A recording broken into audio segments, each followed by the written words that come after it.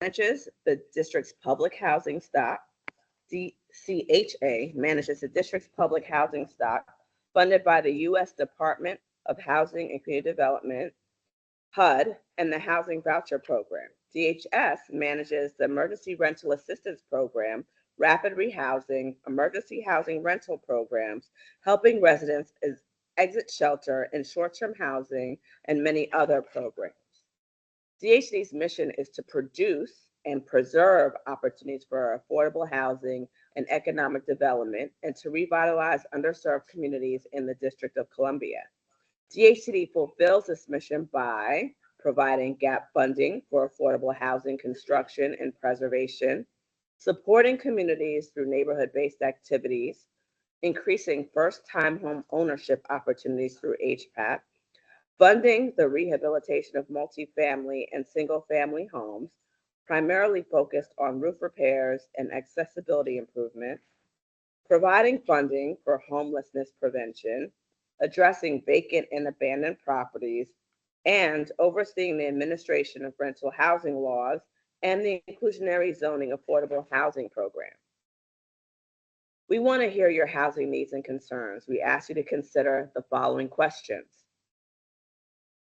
What types of affordable housing projects would you like to see? If you currently live in affordable housing, what types of assistance and support would you like to see from DHCD? What additional neighborhood-based activities would you like DHCD to provide? For example, housing counseling, small business technical assistance, facade improvement, etc. What neighborhood amenities would you like to see in your neighborhood? Parks, playgrounds, green spaces, retail, libraries. One of the district's well-known programs, the Home Purchase Assistance Program, is designed to offer qualified applicants interest-free loans and closing cost assistance for the acquisition of single-family homes, condominiums, and cooperative units. The loan amount is determined by various factors such as income, household size, and the committed assets for the property purchase. Eligible applicants can receive up to $202,000 in gap financing assistance, bridging critical financial gaps along with an additional $4,000 in closing cost assistance. Our aim is to empower individuals and families on their journey to homeownership, and this program stands as a testament to our commitment in making this dream a reality. The inclusionary zoning affordable housing program requires the most new and some renovated residential developments include affordable homes. IZ homes are apartments for rent or condos/townhomes for sale. Households are required to meet the income requirements for between 50, 60, and 80% of the median family income. Housing costs for an IZ home are not allowed to be more than half, 50% of your income before taxes. Residents cannot be enrolled in a full-time college or university program. Residents must live in the IZ home as their primary residence, and they are not allowed to own another residential property at the time of lease or purchase. The Single-Family Residential Rehabilitation Program administers grants to address crucial aspects of home repairs. Specifically, DHCD focuses on roof repairs and modifications aimed at eliminating barriers to accessibility for individuals with mobility or other physical impairments. DHCD's focus on creating safe and accessible living spaces. DHCD empowers residents to take charge of their repairs. They have the flexibility to choose licensed certified contractors of their preference. This choice is made within the framework of developing an initial scope of work and obtaining approval for the contractor's bid. The Heirs Property Assistance Program is an important initiative for low-income households or individuals facing challenges with residential real estate in probate or unclear legal titles due to the passing of the former owner. The program officially launched on October 2nd, 2023, and the DC Affordable Law Firm and Legal Counsel for the Elderly are the two nonprofit organizations administering the program, providing eligible heirs with access to legal representation and technical assistance for navigating their probate matters. Prospective applicants for legal assistance must meet one of the following criteria: be a district resident earning less than 80% of AMI, be willing to move into the residential real estate within the district once the probate process is finished, or use the profits from the sale of the assets to benefit a district resident. You can contact the DC Affordable Law Firm at 202-844-5430 or complete their online intake form, or the legal counsel for the elderly's hotline at 202-434-2120. Anyone can receive technical and non-legal advice. The rent control law is the Rental Housing Act of 1985, and DHCD's Rental Accommodations Division administers this act. The act applies to all rental housing accommodations in the District of Columbia. Certain parts of the act include eviction protections applied to all, including eviction protections applied to all district residents. Title II of the act is rent stabilization, which applies to any non-exempt rental unit. All rental units are required to register with the Rental Accommodations Division, either as subject to rent control or exempt from rent control. For any unit that is not registered with RAD, rent control automatically applies. The most common exemptions from rent control are for rental units that are federally or district subsidized, built after 1975, owned by a natural person who owns no more than 4 rental units in the district, or vacant when the act took effect. The Tenant Opportunity to Purchase Act assists low to moderate income district residents threatened with displacement because of their sale of their building. District law states that tenants in buildings up for sale must be offered the first opportunity to buy the building. The district encourages tenants to exercise this right. It stabilizes city neighborhoods and helps tenants become homeowners. With DHCD's assistance, the tenant groups can purchase a building and convert the units into cooperatives or condominiums. DHCD provides technical assistance and financial assistance such as seed money, earnest money deposits, and acquisition funding. Specialized organizational development services to include structuring the tenant association, preparing legal documents, and helping with loan applications. So thank you again for your time and the opportunity to share vital information with you. And we look forward to addressing your concerns and hearing your ideas. If you would like to know more about DHCD, we encourage you to visit our website at dhcd.dc.gov. You can also visit DHCD in person in 1909 Martin Luther King Jr. Avenue Southeast and call us at 202-442-7200. You can also check out available housing opportunities by visiting dchousingssearch.org. So just a little housekeeping.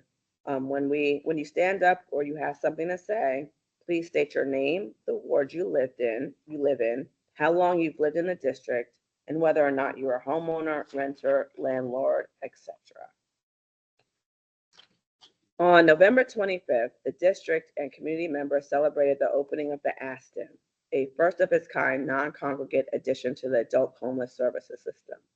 The Aston provides adults experiencing homelessness with semi-private rooms and individualized case management to support connections to permanent housing. The non-congregate bridge housing model will serve three populations: families without minor children, couples, and other household configurations needing stable short-term arrangements, individuals matched to a permanent housing resource through the continuum of care, working through their housing lease-up process, residents transitioning from unsheltered settings or low-barrier shelters, such as those experiencing chronic homelessness. Supportive services, including individualized case management, are the key component to the Aston program.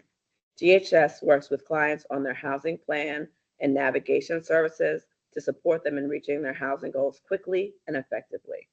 The opening of the Aston is the culmination of more than a year of intense planning and deep engagement with the community. The city has continually engaged with neighbors, nearby businesses, and community representatives throughout the development process, including regular meetings and coordination through a community advisory team. Eligibility to reside at the Aston is determined through a coordinated assessment and housing placement system. The Aston will initially accommodate up to 50 people, with clients beginning to move in on Friday, November 15th, which just passed. Over time, the accident is expected to scale to approximately 100 people. So, any thoughts, ideas, questions? Anything you want to know?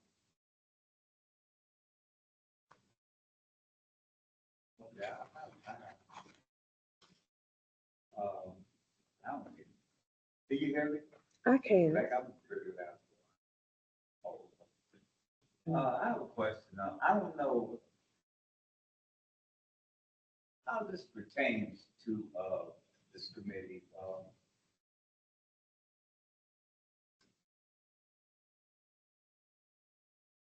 Question is on the affordable house. Okay, this is the question. The landlord, because DCA, you deal with landlords, correct? Per se, I mean, you could develop properties. I guess what I'm getting at is the situations that's going on now in the world. The landlords are not collecting the portions of the rent and they're wanting to bail out and stuff like that. So, do you know anything about that? I mean, I know this is Department of Housing and Community Development. Mm-hmm. So would that affect this program or because 100 million out here, what's the real numbers or do you know anything about that? I know. Because I'm concerned about that. What is your concern specifically about that? Because, years ago, we thought that would be a problem and the community asked for them to do something about it and they ignored it. And now it's $100 million and landlords don't want to rent to people because they're saying our tenants aren't paying their portions of the rent. And that's a problem that I think the city created because years ago so I'm real concerned about that because years ago we talked about that. And for it to balloon to $100 million, somebody's is at sleep at the wheel or something. I mean, am I making any sense with that? Oh, you're making some sense, yes. So we have invested about $1.5 billion over the last 10 years, give or take, in creating affordable housing. So that was from the Housing Production Trust Fund, which you are referring to. And the mayor made a commitment to have a level set of no less than $100 million in the Housing Production Trust Fund in order to drive the creation and preservation of affordable housing. Now, how affordable housing is created in partnership with developers and owners, with residents or tenants or owners that pay their rent. And so that's part of the partnership. And with the government who provides subsidy to create affordable housing.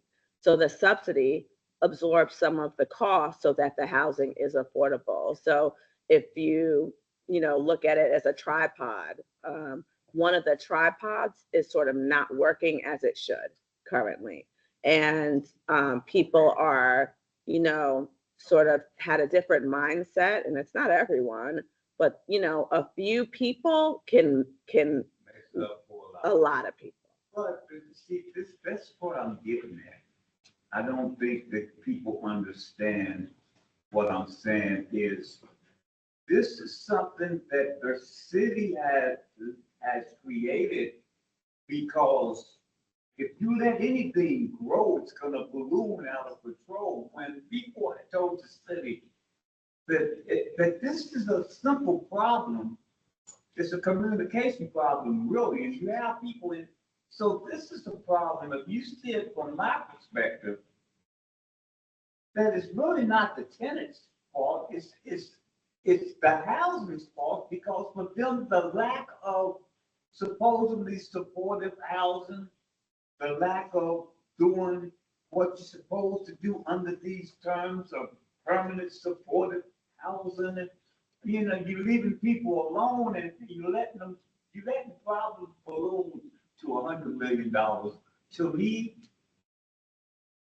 When we talked about this, that I really question people's judgment. You know? So it's interesting that you say that, you know, and there's something to be looked at, particularly in what is the role of case managers in permanent supportive housing and property managers to ensure that they're working with residents to pay rent. I agree with you on that. There is something to be looked at there. And that's part of the partnership, the people that have asset management responsibilities. So that's a good point. Thank you for that idea. You didn't say your name. I'm sorry. You didn't say your name, sir. I live on Ward 3. Nice to meet you, Michael.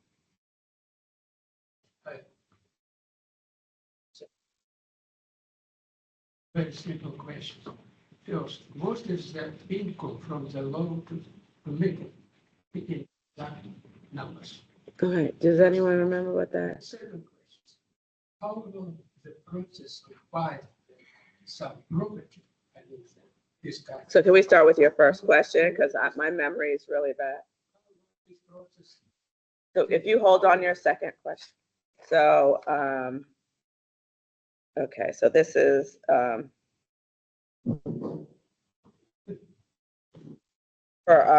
it's adjusted for household size, but I think 50% of median family income adjusted for like a household size of 4 would be about, it's probably a little higher now, but around $77,000. 70 $77,000 for a household of 4. in here, middle income for this loan. That would be low income. No, Mhm.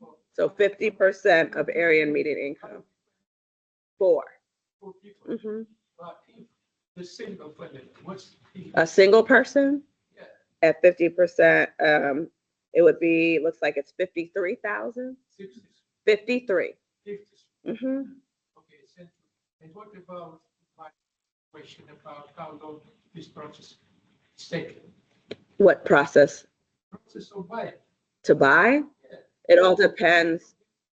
The process to buy a house. yeah, yeah. How long it's taking now? For example, if I decide to buy today or tomorrow some property loan from, how long time I should spend for that? And how much time and money I should invest in that?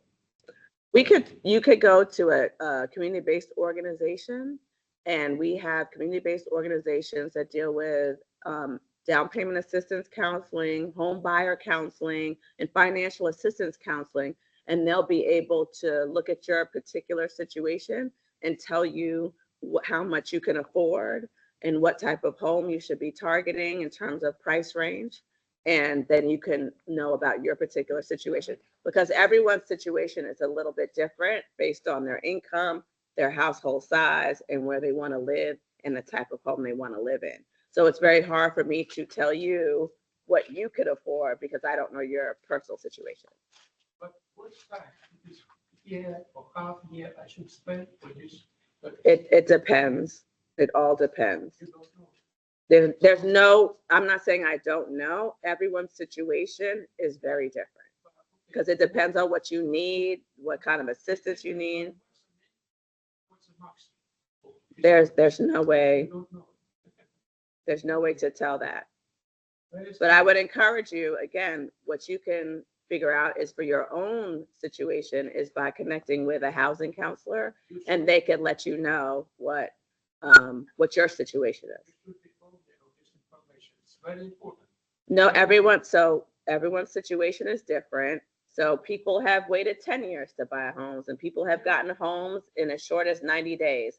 It all depends on people's factors, their intentionality, if they find something they like, their qualification. So again, the range is very big and it's not really helpful information. You need information that is particular for you.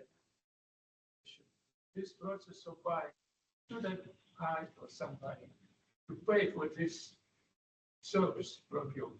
What it is our charge. What we do for the government is free of charge. It's Mhm. Okay. I'm sorry, I didn't catch your name. What was your name? It's enough said. You don't have a name? Okay. Hi, What's your name? my name is Nardos. My husband worked too.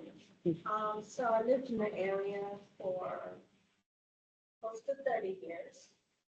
And I've been trying to get into the IT program, which is I've been to the orientations over and over and over, which I feel like sometimes they're not enough orientation. I think they only have 3 times a year and limited time. Um, Limited people that they take. Mm, So it's kind of, because it's not too many, organization that gives it. mm, So lottery and that people that live in DC are, prioritize. Hmm. but still, I've been doing this for so long and I'm getting a little bit frustrated with it because. So, I mean, I really kind of don't understand how that works. Hmm. Um, and the patient is just not too many. So can I ask you a question? Yes. For what reason do you keep going through the orientation? Because where I live now, for past almost 7 years now, it's just we've been having a lot of problems Hmm. in this, the building. Um, so I really want to move. I don't feel safe. Hmm. So So what I want to do is address, like, I don't think you need to go through the eligibility requirements again and again. And I'm wondering if they keep putting your name as, like over in it again and again. So once you're eligible and have done that certification, unless it changes, I don't think that you need to go. It expires. Okay, so you've been waiting. That's what you mean, but you've been waiting 7 years. at 3 years once expired, You once go. your Got certificate it. expires, Now that makes sense. then you have to take the orientation Hmm. again. Hmm. But because, and I've been to so many of them, Hmm. they're very limited how many people they take. It is a really in-demand program, and we have a long waiting list, and it's not, and it can be discouraging, for sure. One of the things that we are working on is trying to figure out how to do a portal so that you can see where your application is. Now, are you looking to buy or rent? Either. Yeah. Okay. When I Yes. started, it was just to rent, but now I'm in a position I could. Hmm. But it's just been, I mean, extremely. It's an extremely long waiting process. Yes. But one of the things that I want to focus on is something that you said, living somewhere where you don't feel safe. And we could take your address and try to figure out what we can do. We're not the Department of Buildings. Okay. Just this been for past almost 7 years. It's been. Well, I would like to take your address and just kind of look into that because I don't know where you live, and you don't have to tell everybody where you live, but it's a Ward 2, and I want to see what I could do in terms of that. Hopefully something, I don't know, but if it's a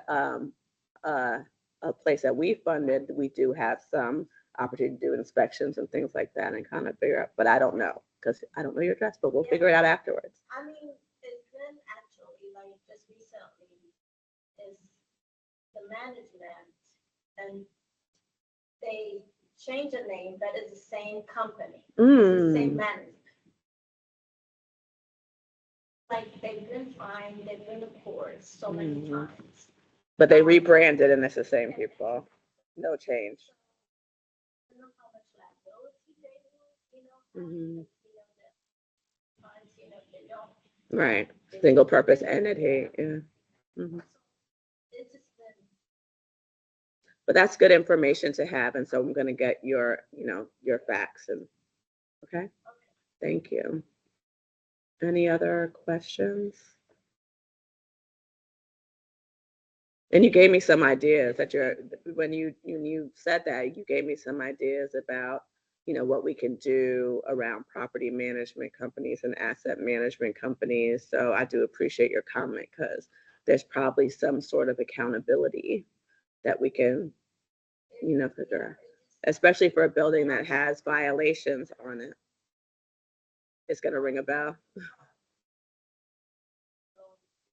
Okay. to the point now, we literally, it's kind of very sketchy to live there. Mhm. Great area, Mhm. Mhm. But that particular building. Okay. All right. We'll catch your name. Yeah. Okay. All right. Thank you. Thank you. Good evening. My name is John. John. John. John. Joyanne. Did I say it wrong? Forget it. No. What's your last name? Mr. Bongo. Oh, that's easier. Okay. I'm from Haiti. Hmm. So, I wanted to know more about something about ICD. So I've been into it for like a year or something. I keep on getting the notification of the people just on that. So I applied for it, and then they got like the youth is still gonna be available, but they don't want to give it up. The unit's going to be available, but they're not. Why? You feel like there's some fair housing violation going on? Yeah, because at times, like this one car like that we here, so the building when I stay, I went there, the selected me, but I was on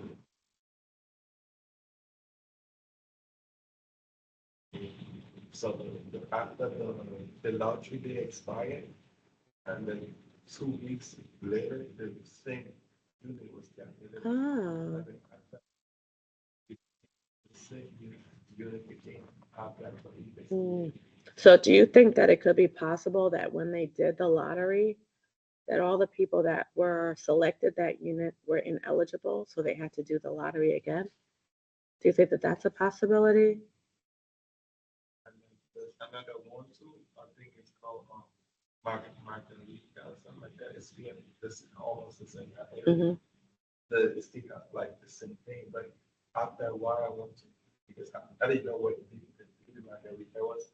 After a while, I went and asked people literally how to people that said the unit that I was like so the unit that I was going in for was like showing up available with all other units that I was like.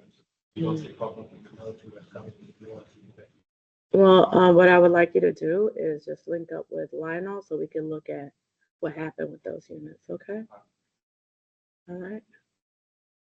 But I mean, I definitely, and then we have our fair housing compliance officer here, and we'll also take a look at it from that perspective as well.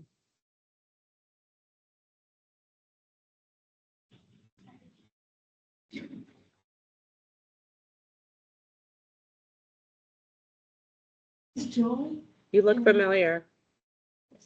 Did I see you at the Ward 3? Okay. So, and real estate, this assisted construction, building development, unemployment, and all is connected to one another. So to our life. So even legal to our life. So come up with a solution to all of it, inventing the idea how I can be awarded for that. You asked me How I this can- before. How I can submit that solution idea Mhm. even nationwide. Mhm. So how I can be awarded with that? So I don't know what Yeah, that Because, you know, is. in America needs some, that type of system needs to be worked because I heard in some of the European country, they purchase the good ideas, solution their issues. And that's really justification. And that encourages people to compete their intelligence about their life and make it comfortable, make it any way of justifying falling to righteousness. For sure, nobody steal one another and lie to one another and put one another in a false accusation and a hardship without any uh, uh, uh, what is that called? Watch over or taking care of. You know, the leaders needs to be responsible what they're doing, what they the in the legal system. They need to take the responsibility of action, what they created, what kind of policies they are creating in some certain life rulership, administrative level. You know, because in America, I've been seeing there is no responsibility at all. Nobody responsible. In the health system, doctor, in school, education, and in business, real estate, whatever, you know, there's very less responsibility. Mhm. This just follow the policy, whoever wrote them, and then that's it. They are basically the administrative system is like slave to policy. There's somebody that has nothing to do about real reality of the life. Stuff like that. So anyway, and based on all of these researches have Mhm. but then I don't want disclose the solution to anywhere and somebody else took the idea and then get awarded that. So I just lost my idea. I don't want that. So how can I bring the solution for the life here in starting from Washington DC, because in Washington DC there's lots of issues going on outside in the street. Homelessness and mental issue on the street is really high in the level. I'm scared to bring my daughter from California. Really, this issue of the racial discrimination is very strong here. I don't know what is the culture they've been taught of. I don't know. It seems like really strongly hold, continue generation after generation. Those kind of things needs to be cut off, needs to be started over, new, over again. Those kind of from the root. Right. You can, yeah, because there's needs system needs to work. So lots of smart people have good ideas, but they need to be awarded with it. The administrative level people hearing, oh, okay, that's good idea, that's good question, that's good thing, and then so what? Disappear. Bye bye. See you later. Talk to me later.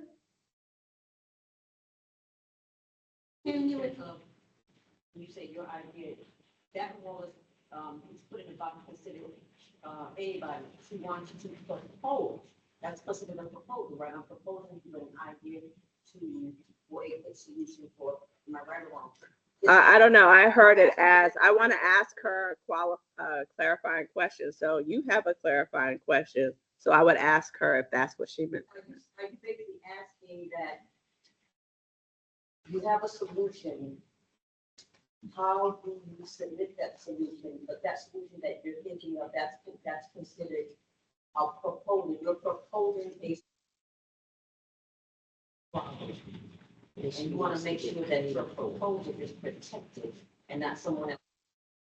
So, competition, these things go on all the time. Proposals for this, proposals for that. That's like an ongoing thing. Am I right? Proposals for everything. wants to get paid. But yeah, they all propose.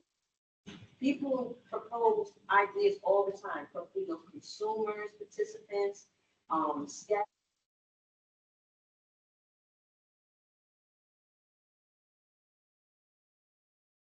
I don't see how, because because when someone proposes something, that proposal or that idea is exposed. How do you protect that? Not only protection, but also I'm talking about persisting the whole proposal become a reality. That's what I'm talking about, become a reality and, what. But maybe if. I think there was a question up here. Maybe if we can help everybody, then let it help everybody. But who makes that determination that it can't help everybody? Who makes that? Put it out there and let's see, but it's a secret, you won't tell them. No, what I'm saying is how to, She said you had a proposal. become a reality. Like who I should be proposing to, like government, is there. So I'll ask you the question, who do you want to propose the proposal to that fixes everything? So who would you like to speak to get, and so my first question is, who would you like to speak to present your proposal? And my second question is, should someone pay you, at what point should they pay you for your proposal?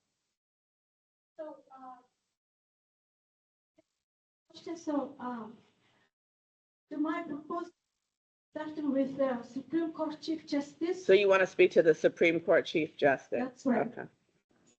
All right.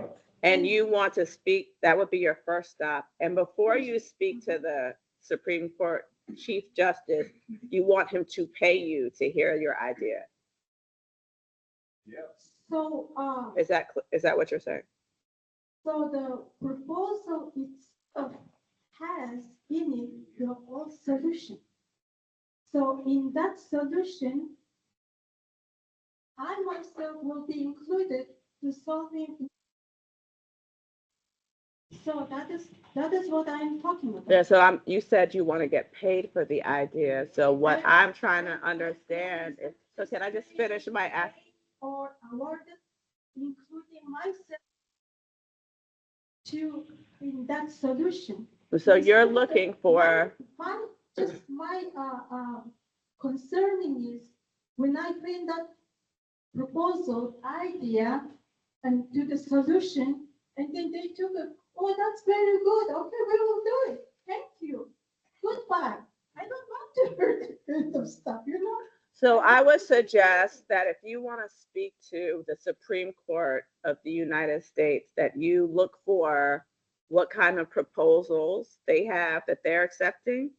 That would be my first stop. And then I might try to have a meeting with them, talk to their community relations people and say that I would like to talk to you about an idea. And maybe they can come up with some procurement process if you give them enough that they'd be interested in. But I don't know. I don't work on the Supreme Court, but if that's who you want to speak to.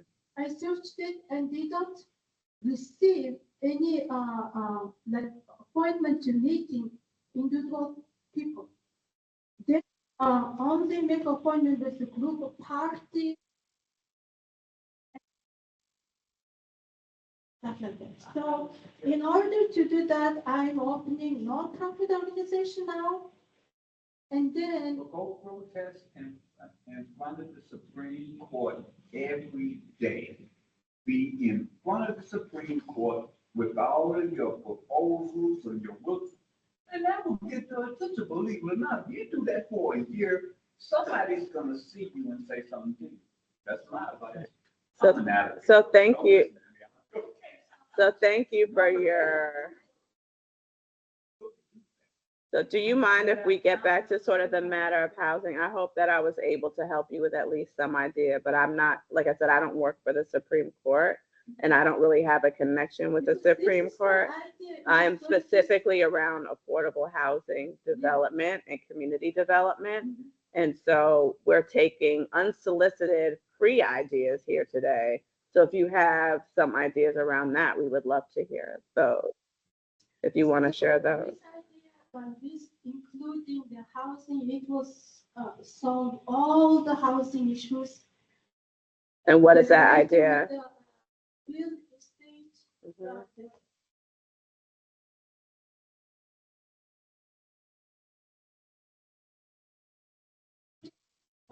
buy and then rent it, right? And so the residential housing is like so many of them purchase it and then rent it. And the people, those who rent that place, it's not they are purchasing, they're just spending all their lifetime and paying, working and paying, and then purchase that place and benefit that place for the purchaser, the owner of that building. And how come that building never ever get paid off and then I mean, So what you're saying is, let me just make sure I got it. You're saying if someone buys a home and then rents it out to people, that once the mortgage is paid off on that home, the people who have been renting should somehow become owner of that home as well. Is that what you're saying? no, I'm not saying that. So I'm saying, I'm sorry, my English is not very well. I'm trying, I'm second language speaker, right? So what I'm saying is there's the government needs to do some certain regulation. And I know, right? Some of the people I know, they purchase so many houses and then rent out and they just feel nothing rich, like that. But then people are suffering so, for their life to paying the rent, and then, it's wrong. This is not right. So basically, that's it. So, I mean, there's a lot to talk about. I have a question about, like, there any that's in Ward 3, concerning affordable housing? Is one question, and the second question is, medium range income. Whatever that, Mhm. the rough definition. I'm thinking about that. Who comes up with that? I mean, okay, so if they say, okay, this MRI is gonna be $190,000. Okay, that MRI across the river is a lot. Who comes up with that, and why isn't the people coming up with that? Because sometimes it makes no sense, and they really don't go back anyway. So can you actually do away with that? Could the citizens of the District of Columbia do away with the process called medium rent income or whatever it's called? But we do away with that. So let's go down that road, right? So it's the median income or area median family income is put together by the Department of Housing and Urban Development. And it's based on statistics and information that they gather from tax returns and other things that people are reporting on their income, Social Security, all kinds of factors that they take in to establish the area median income.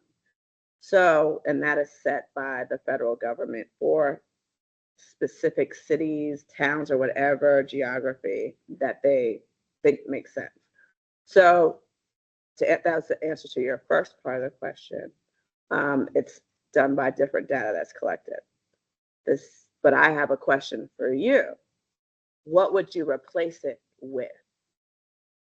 What would be the standard or the range, or what would you replace it with? I'm not sure. I'm capable of answering that question because I'm not. But we sure. could, so the answer is we could potentially get rid of it, but what would we replace it with? I can't say what I'm not understand. Okay, so you're gonna. So say- it sets what the median income is for the area. Okay. What I'm saying is, okay, so you're saying, okay, this part of town is worth more than that part of town. Because you may have more businesses in this part of town, so of course, Riverton Ward Three is BMI is whatever is so much higher than Riverton Ward Eight. So what I'm saying is, what does it do? I mean, what if I got rid of it? I don't think you really need it. I mean, I don't, cause see, I'm not understanding, I don't understand what it really does. Besides put people in different categories. Well, it lets us know where the median income is, where most of the people make the money. Like where, so the median is like the most people make the money at this level. So that's where people, that's what they're making when they go their jobs or on Social Security. It lets us know where the majority of people are making the money. And so in order to get to, hold on a second, it has nothing to do with, it does have to do with where you live, but not as granular as wards or neighborhoods or blocks. It's for a statistical area that includes all of Washington, D.C. So then, if this is the median income and it's 50% of the people make this much money, then if you go below that and we target housing for people below what the majority of people are making, that's how we target affordable housing. I know that, but I'm saying I don't know what to replace it with, but I'm willing to hear an idea about what to replace it with if you come up with. And I'm not paying for it though. You know, really, I think about that, when I was looking for a house, and I ran into that a lot. So, you know, and I'm wondering, you know, I understand the process and I understand what it does, but I'm saying it seems like me that it's.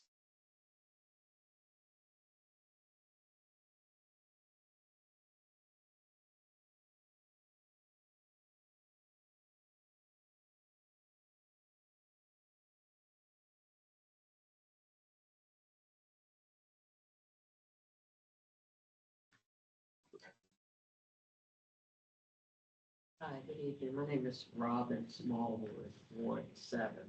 I have a question. How important are inspections in houses? Or is that with it? So we do like housing quality standard inspections, mostly around what is required by our funding sources, like our low income housing tax credit. And we hope to be able to do more additional inspections, but they're very important. People, if there are developers or owners that are not performing on their properties, they will lose their credits, which are used to create affordable housing. So it's very important to them. They have a commitment to people that have invested in affordable housing to make sure that they have high living standards. But for as far as DHCD goes, we inspect the housing that we've invested in. But if you're talking about housing that we have not invested in, you would, in more general housing, you would go to the Department of Buildings and file a complaint with regard to an inspection if you need one. And so if you go to the Department of Buildings and you sign those little papers, I think they tell you to go online, and then someone intercepts, or you keep getting customer service people who, for some reason, they don't really understand where you're coming from, and they just like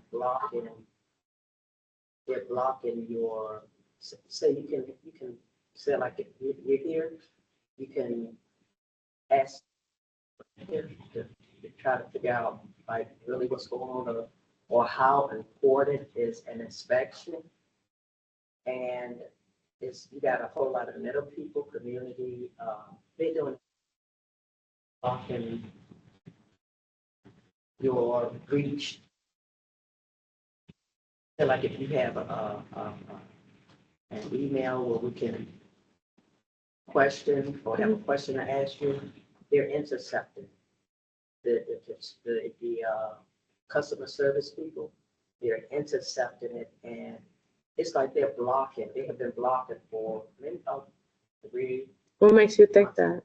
because when they come on, when I converse with them and tell them what the issue is, I'm still not able to get to speak with the director to ask them. Do you need to speak to director to get the resolution? Well, okay, it's this person, she's not under, she has a home. She needed to get some work done in her home, and a sump pump was supposed, they dug a trench and a sump pump was supposed to be installed. The company, they had blueprints.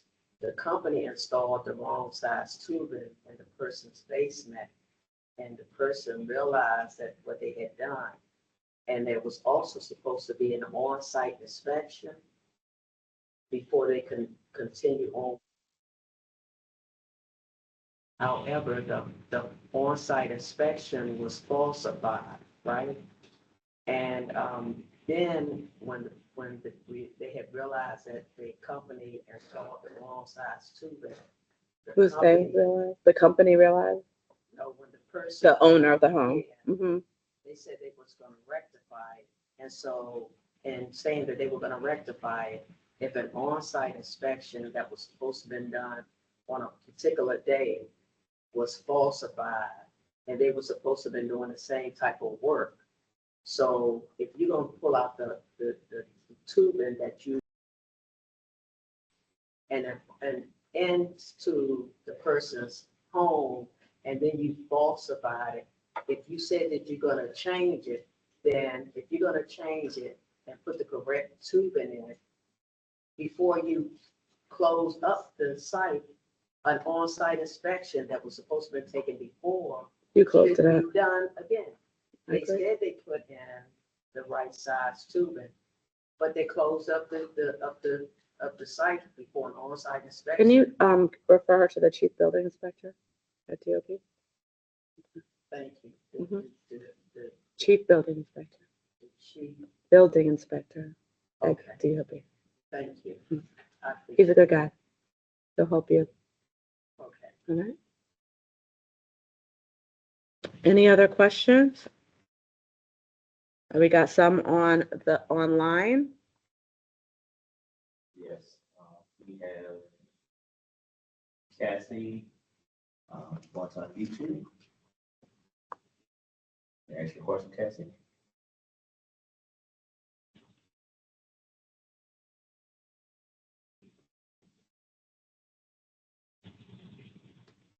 She's muted.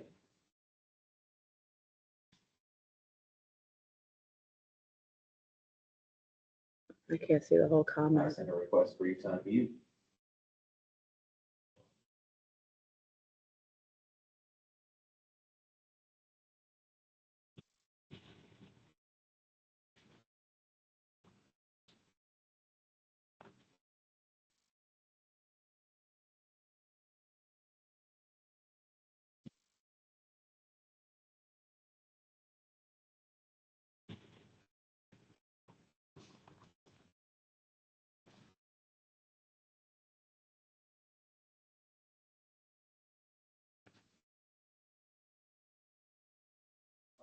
Okay, Cassie, we're gonna come back around to you.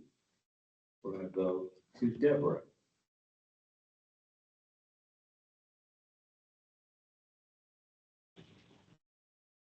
Having difficult, okay. Good evening, everyone. My question is, I see a lot of housing coming up, especially condos, and now the new townhouse community over at the reservoir. And with the condos, many of them are 1 and 2 bedrooms. Does the city have any influence on the size of the units? Because many of the families who need the affordable housing, they need more than 1 or 2 bedrooms. We have some influence over it. We try to negotiate a mix of unit sizes, and when developers that actually put in applications to us come in, we do try to negotiate a mix of unit sizes. So we have some influence on it. But there's a lot of different factors that go into it. But yes, we do encourage and give more points for more larger units in our request for proposals.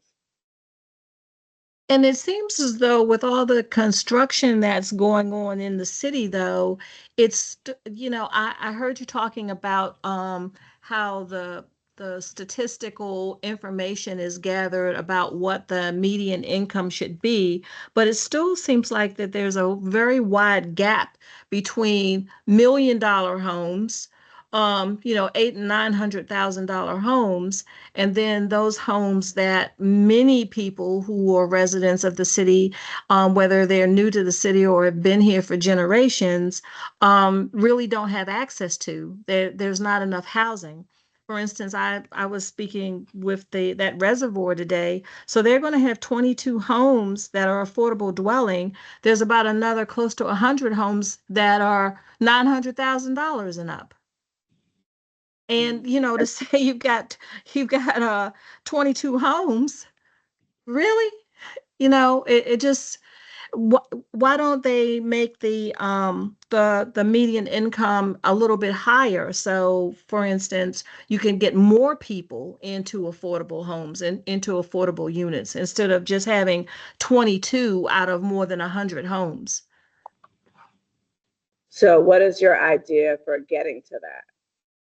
I think my idea would be to have a higher percentage of homes that qualify for the AMI, and then perhaps even raising the AMI some, so sort of like a staggered income, so you have more people who qualify, and then you also have more units that are available, because let's face it, when you start talking about 8, 900,000, $1 million for a home, realistically, how many people have that kind of income that they can afford that type of home, unless they've already owned a home and have enough equity in it to sell it or put down, or their parents are gifting them the money to afford it.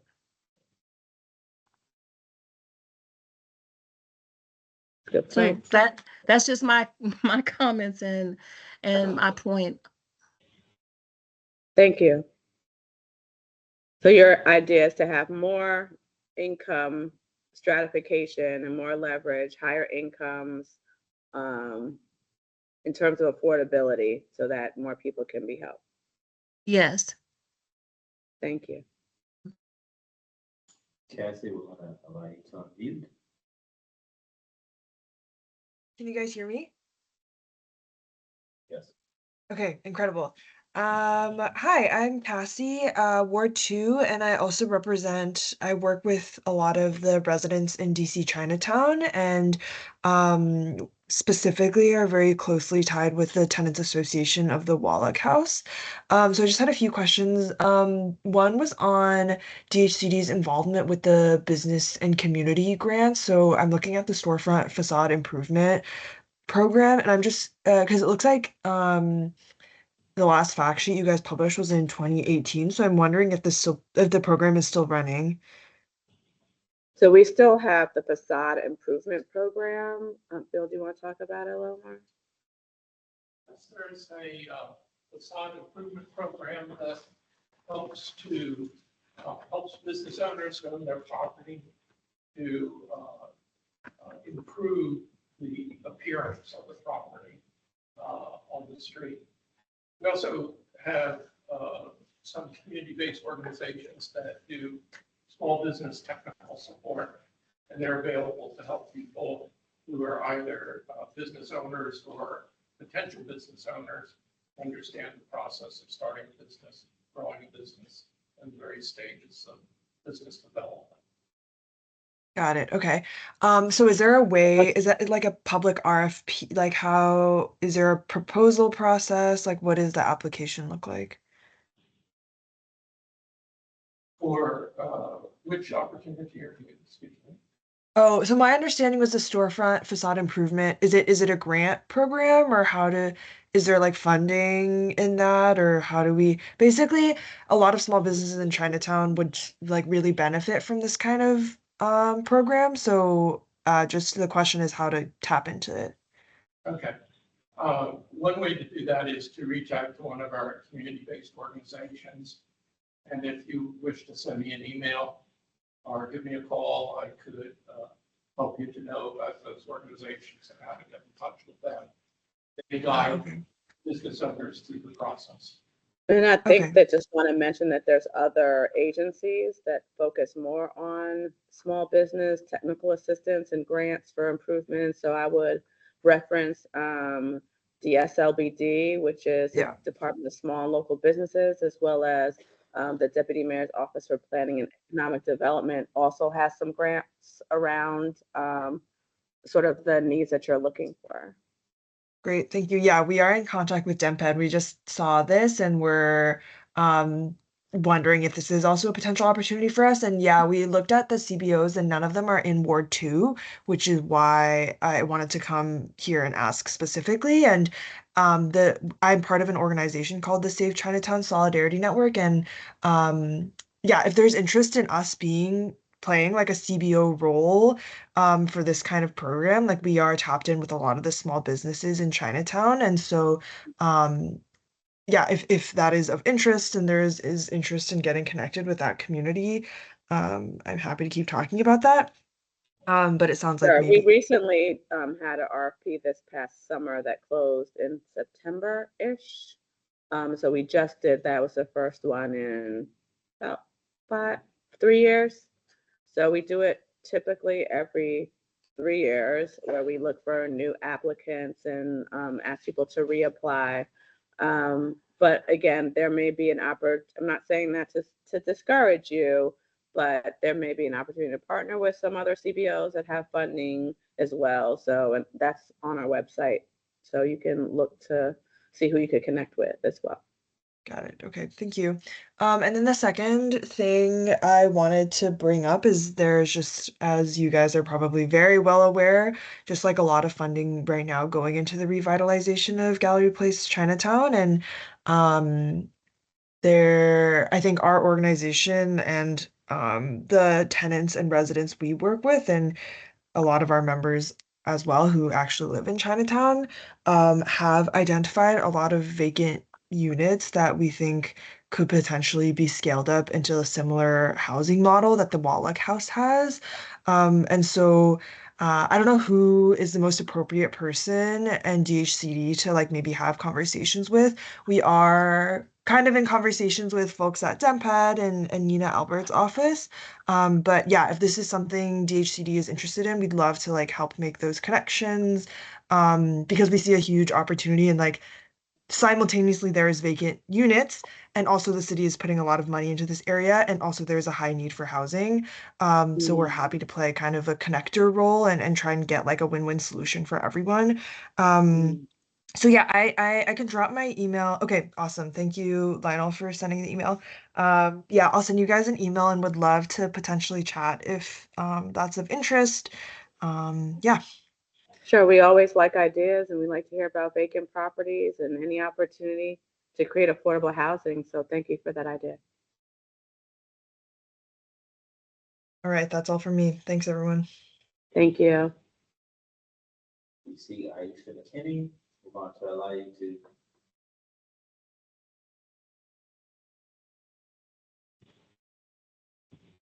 Aisha, are you there? Yes. Good evening, everyone. Good evening. Yes, I have two questions. The first one is I was on the that DC housing waiting list and I received the an email asking me to, this was a few years ago, asking me to respond, or they was going to remove me from the list. So the number that they sent in the email, and this was, I think it was about 3 years ago, the number they sent in the email, when I responded, I left several messages and I never got any, no return message once I left my messages. So I continued to do that. But when I eventually talked to someone and they looked me up, they said I wasn't on that list anymore. And then they said that I was never on it, which was not true. So I was trying to get to the bottom of what happened and who do I talk to far as Mm. me being removed, and the information, the contact information that they gave me was, to me, I felt like was bogus because nobody ever returned my call. And that's my first issue. And the second one is that I have found out that I've been approved for permanent housing. Um, for about, I think it was like 3 years ago, but it's been 2 years that I didn't know about. So my CSW, who is my case community worker, let me know that I've been in the system for 2 years, but I never knew about it. And then they asking me to fill out another application. I'm not understanding why I have to go and fill out another application, and what is that process if I'm still in the system saying that I've been approved for permanent housing. So and I tried to talk to and contact someone, but I don't know who to contact to get to the bottom of solving this issue. And Thanks for your, I'm sorry, and no, and I am a I've been born and raised in DC. I'm a DC resident and still it have been and still is. so thanks, Aisha, for your question. We are the Department of Housing and Community Development.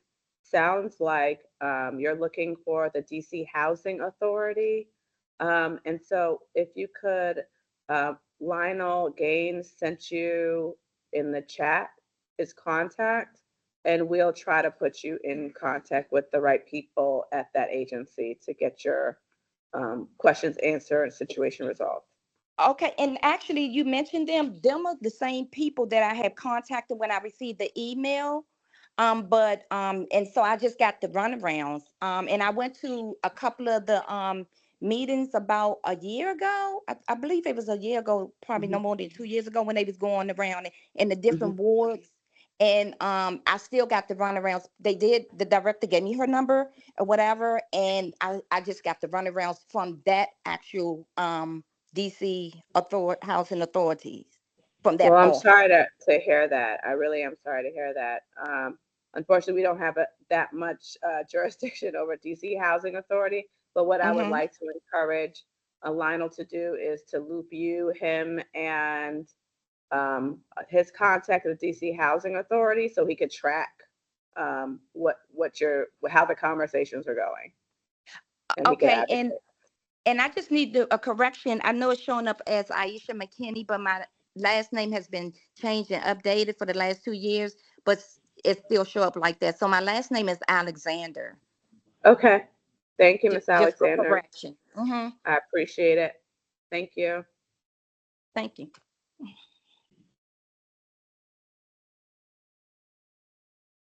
Deborah, did you have another question? I see your hand is still raised.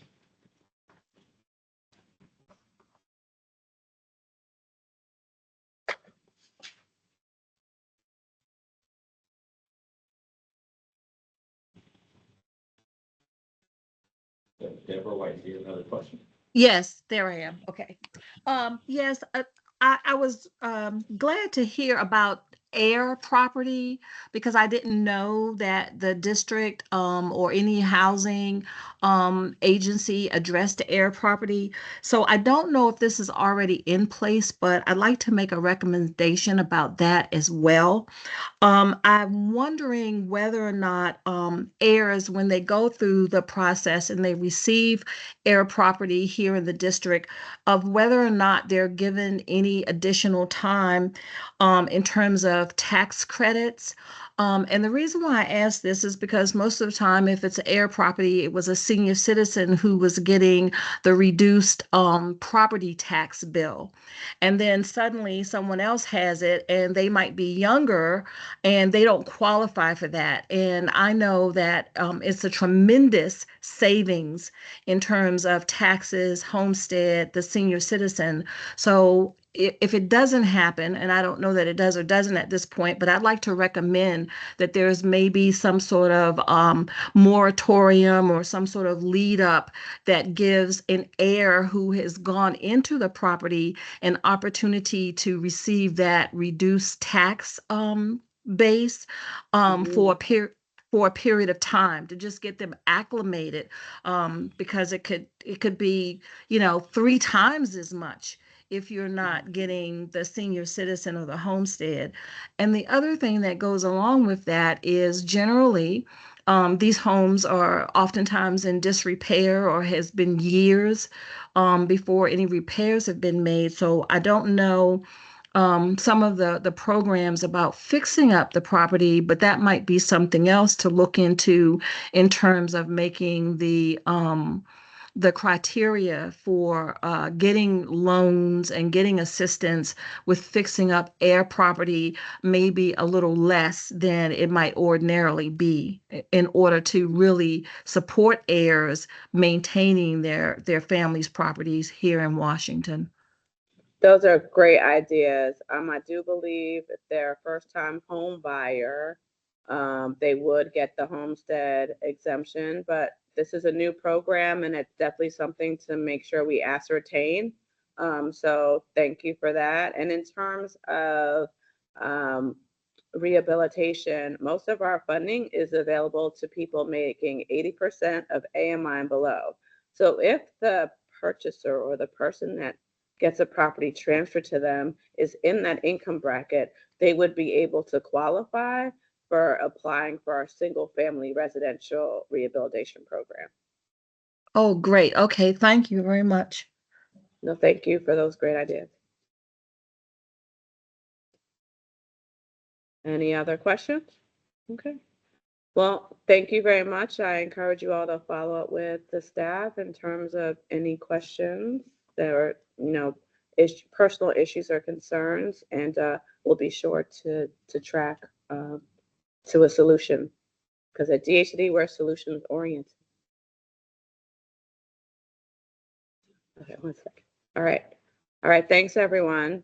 Thanks for coming, and thanks for your ideas and your time.